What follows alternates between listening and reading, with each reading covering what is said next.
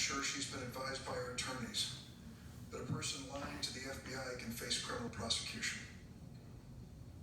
You have clearly and unequivocally denied that you assaulted Dr. Ford. With that statement, you must believe that there is no credible evidence or any credible witness that can prove otherwise. You started off with an impassioned statement at the beginning, and I can try to imagine what you have been through, your family's been through, and I'm sure I wouldn't get close to it. But it was an impassioned, I'm sure I wouldn't. It's an impassioned statement. And in the course of it, you said, I welcome any kind of investigation. I quote you. I welcome any kind of investigation. I've got a suggestion for you. Right now, turn to your left in the front row to Don McGahn, counsel to President Donald Trump.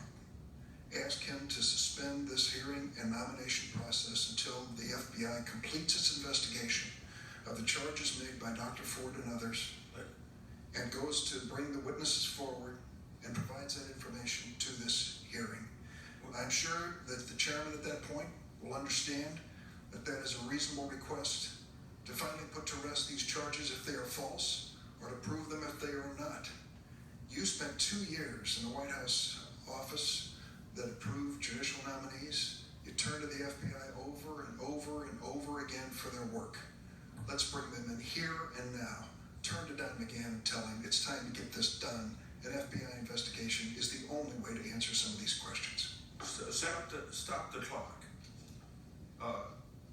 This committee is running this hearing. Not the White House, not Don McGahn, not even you as a nominee. We are here today because Dr. Ford asked for an opportunity here. I know you did too as well. In fact, maybe even before she did. We're here because people wanted to be heard from charges that they all thought were unfair, or activities like sexual assault was unfair. So I want to assure Senator Durbin, regardless of what you say to Senator Don McGahn, we're not suspending this hearing. Proceed to answer the question, or whatever, or if the gentleman... I'll just say this. If you, Judge Kavanaugh, turn to Don McGahn and to this committee and say, for the sake of my reputation, my family name, and to get to the bottom of the truth of this, I am not going to be an obstacle to an FBI investigation, I would hope that all the members of the committee would join me in saying, we're going to abide by your wishes, and we will have that investigation. I welcome whatever the committee wants to do, because I'm telling the truth. I want to know what you want to do. I'm telling the truth. I want to know what you want to do, Judge. I'm innocent. I'm innocent of this charge. Then you're prepared for an FBI investigation? They don't reach conclusions. You reach the conclusion. No, they do investigate questions. I'm and innocent. We can't have it both ways, Judge. You can't say here at the beginning, I wanted to hear moment, look, I welcome any kind of investigation. This thing was sprung on me. This thing was sprung at the last minute after being held by staff. You know, Judge, and I called for a hearing immediately. If there is no truth to her charges, the FBI investigation will show that. Or are you afraid that they might not?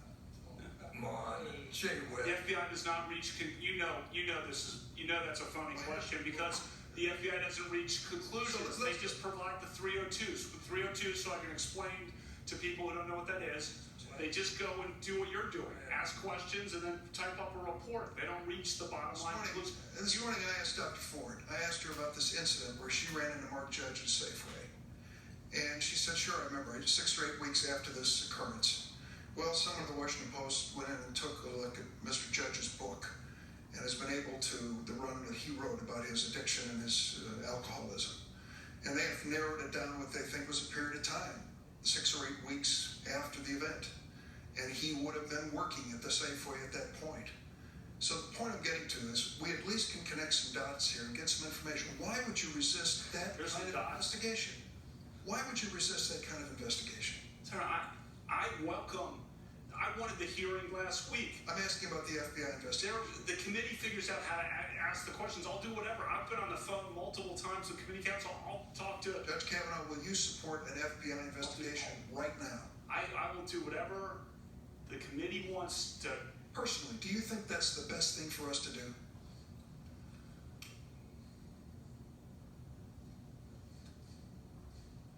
won't answer? Look, Senator, I've said I wanted a hearing, and I've said I was welcome to anything. I'm innocent. This thing was held when it could have been presented in the ordinary way. It could have been held and handled confidentially at first, which was what Dr. Ford's wishes were, as I understand it, and wouldn't have caused this, like, destroyed my family like this effort has. I think an FBI investigation will help all of us on both sides of the issue. Senator Graham asked for the floor, but before he does, it seems to me that if you want to know something, you got the witness right here to ask him. And secondly, if you want an FBI report, you can ask for it yourself. I've asked for FBI reports in the past, in the 38 years I've been in the Senate. Senator Graham.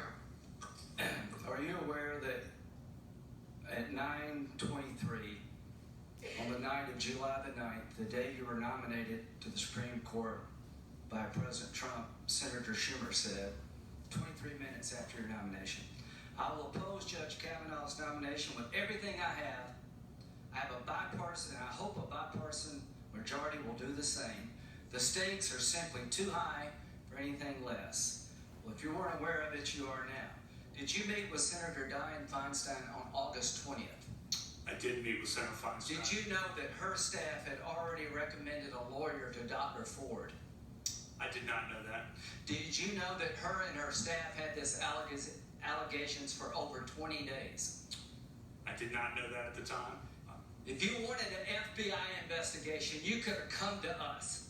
What you want to do is destroy this guy's life, hold this seat open, and hope you win in 2020. You said that, not me. You've got nothing to apologize for. When you see Sotomayor and Kagan, tell them that Lindsay said all of them, because I voted for them. I would never do to them what you've done to this guy. This is the most unethical sham since I've been in politics. And if you really wanted to know the truth, you sure as hell wouldn't have done what you've done to this guy. Are you a gang rapist? No. I cannot imagine what you and your family have gone through. Boy, y'all want power. God, I hope you never get it. I hope the American people can see through this sham. That you knew about it and you held it. You had no intention of protecting Dr. Ford. None. She's as much of a victim as you are. God, I hate to say it because these have been my friends. But let me tell you, when it comes to this, you're looking for a fair process. You came to the wrong town at the wrong time, my friend. Do you consider this a job interview? The advice and consent role is like a job. You consider that you've been through a job interview. I've been through a process of advice and consent under the Constitution. Would you say you've been through hell? I've been through hell and then some. This is not a job interview. Yeah. This is hell. This is going to destroy the ability of good people to come forward because of this crap. Your high school yearbook. You have interacted with professional women all your life, not one accusation. You're supposed to be Bill Cosby when you're a junior and senior in high school. And all of a sudden you got over it. It's been my understanding that if you drug women and raped them for 2 years in high school, you probably don't stop. Here's my understanding. If you lived a good life, people would recognize it. Like the American Bar Association has the gold standard. His integrity is absolutely unquestioned. He is very circumspect in his personal conduct, harbors no biases or prejudices. He's entirely ethical, is a really decent person. He is warm, friendly, unassuming. He's the nicest person. The ABA. But one thing I can tell you, you should be proud of. Ashley, you should be proud of this. That you raised a daughter who had the good character to pray for Dr. Ford. To my Republican colleagues, if you vote no, you're legitimizing the most despicable thing I have seen in my time in politics. You want this seat?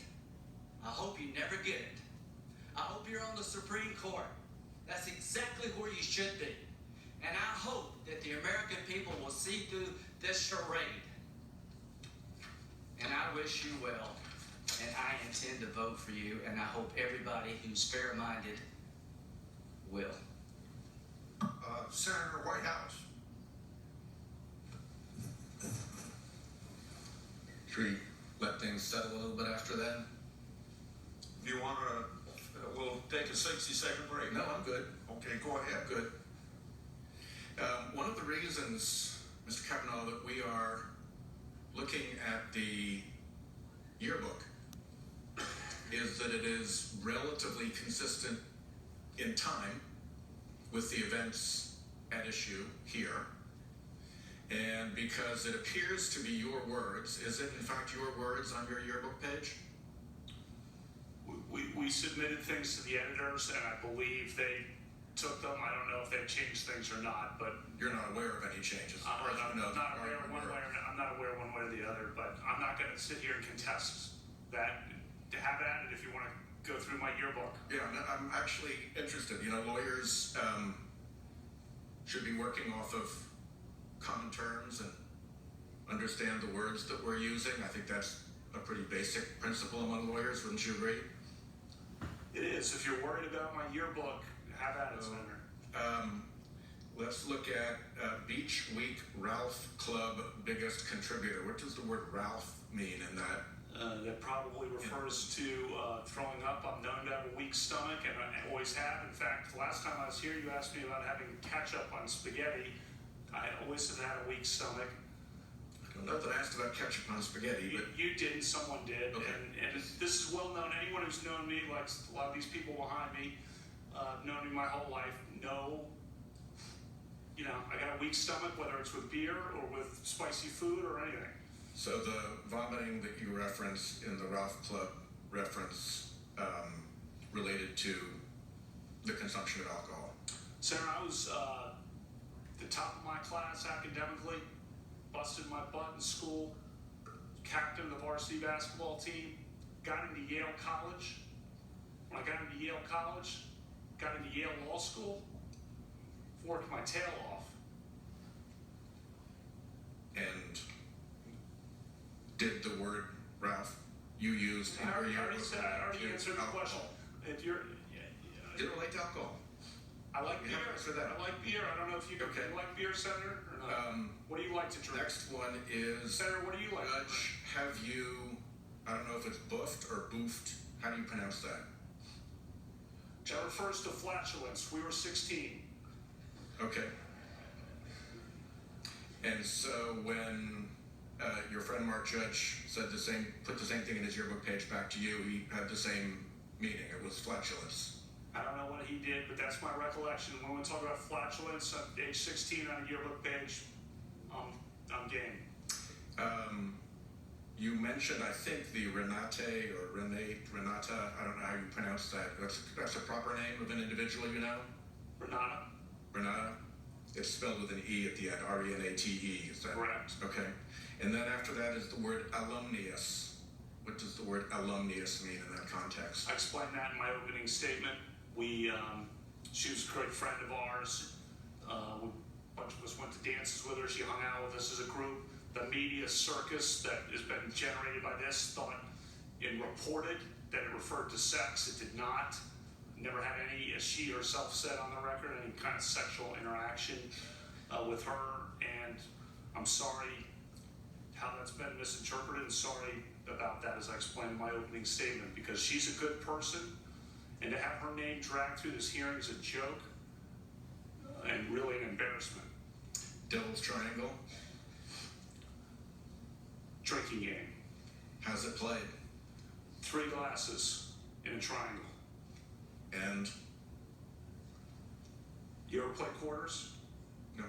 Okay, it's a quarters game. Ann Doherty's.